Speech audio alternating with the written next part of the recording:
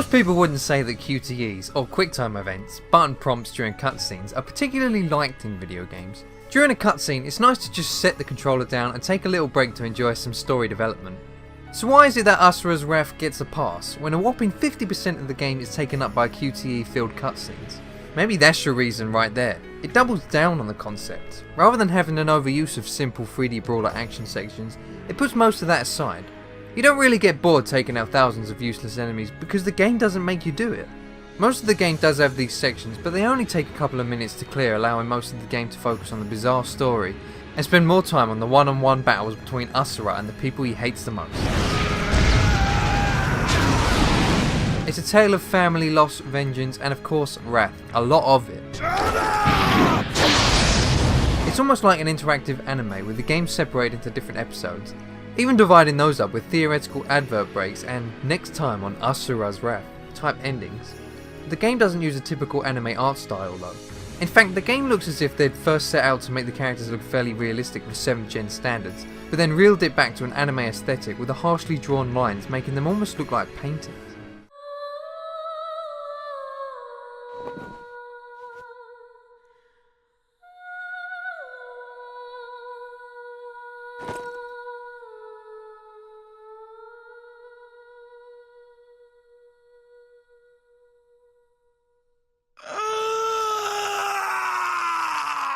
With his wife murdered, his daughter kidnapped, betrayed by his fellow Guardian generals and his brother-in-law, and framed with the Emperor's murder, Asura has the right to have a touch of wrath.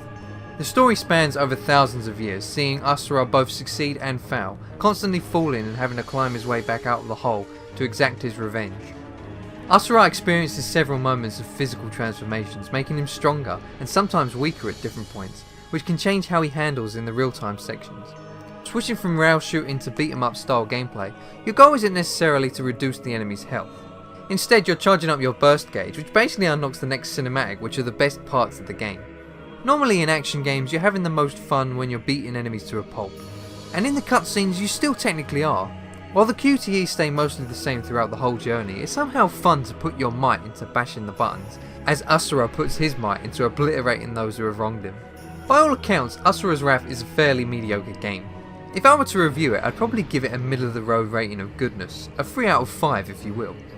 The systems aren't revolutionary and the story won't blow you away. Perhaps it's the game's style, perhaps it's the tone, perhaps it's the performance of Liam O'Brien that makes us feel the wrath of Asura, or Robin Atkin Downes' performance that projects the coolness of Yasha, and the rest of the voice acting that brings these characters to life. I can't quite put my finger on it, but there's something about this mediocre game that paradoxically makes it really enjoyable and worth a play. And hey, it's got some pretty crazy DLC too.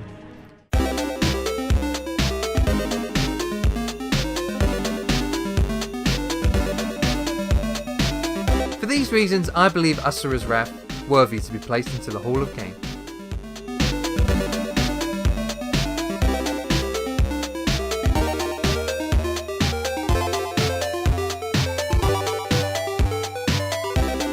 Thanks for watching another episode of Hall of Game, and swing by my Twitch channel if you want to see me stream the Hall of Game induction for Asura's Wrath. But in the meantime, have fun playing video games.